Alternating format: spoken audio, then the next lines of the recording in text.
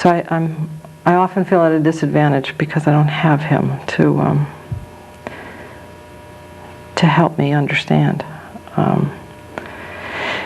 But I think we do what we can do, and for me, it's important to say peace is a better avenue than more war.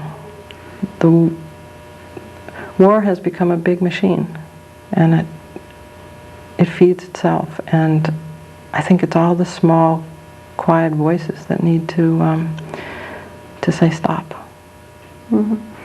And one of the things I think in the statement that Peaceful Tomorrows developed, and the repetition of the idea that we have the right not to have the death of our loved ones used in a negative way, in a way that we don't find acceptable. And we're going to speak up about it. And that's very important because we often don't hear that side in the media. And so many people aren't even aware that people feel that way. And I don't think, well, I don't want there to be a misconception either that anyone in Peaceful Tomorrows is against our troops, would wish harm to them. If anything, we don't want them in harm's way.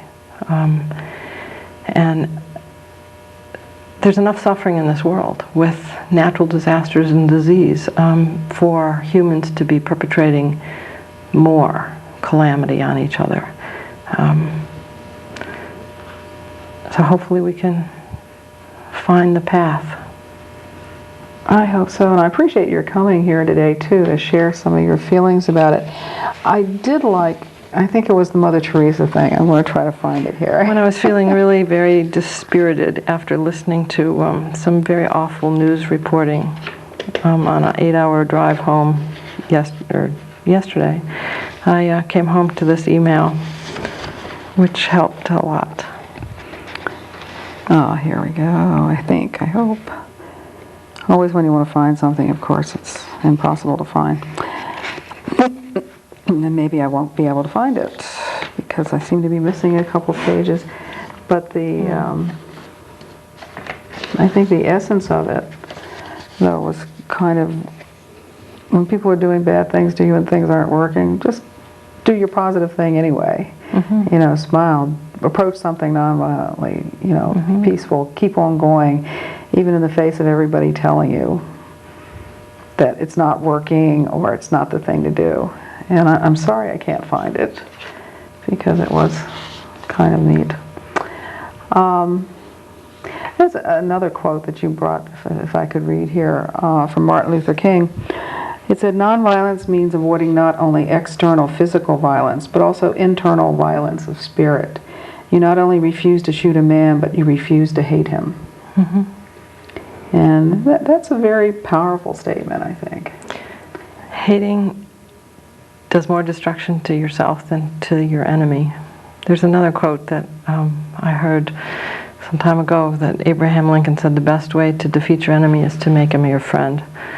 And we can do that. We can work on that inside our country and outside our country.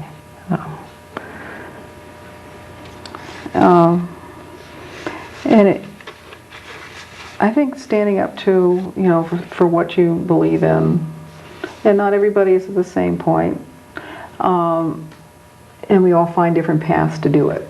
Some people will travel. You were just saying, like the woman we saw on the videotape, Rita Lazar,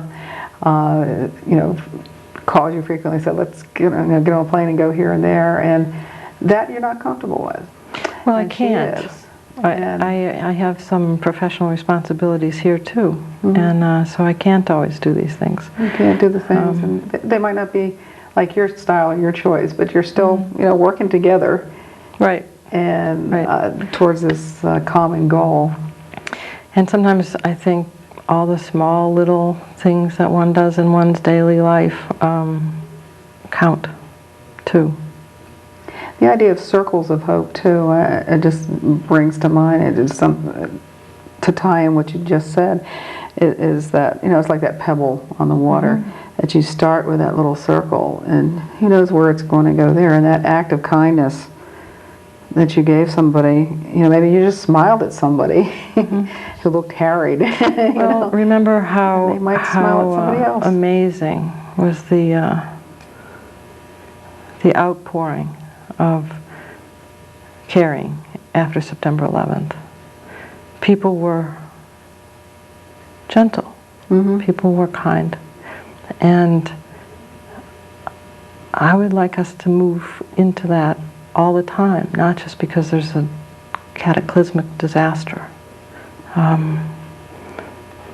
much nicer a world it would be. So, but it was interesting that there were all these comments about people in New York. My son told me a story on the phone right after September 11th that he had heard or read in the newspaper that as people were running and falling, a gentleman fell outside the towers and was stopped and helped up. And the person helping him up saw a necklace and looked at it and realized that this was a Islamic person. I don't know what nationality. And he said, "Get up, brother. You're going to be trampled." And when the man got up, he realized it was a Hasidic Jew. I needed that story. I was grateful. Again, I want to thank you for coming. If people want to find out more about Peaceful Tomorrows, they have a website, www.peacefultomorrows.org. And there is a book, I'll just put up real fast here, September 11th Families for Peaceful Tomorrows, Turning Our Grief into Action for Peace. And we're just going to really now hear another piece from Kristina as we close and go to our credits. Thanks for tuning in. Hope you tune in again next week.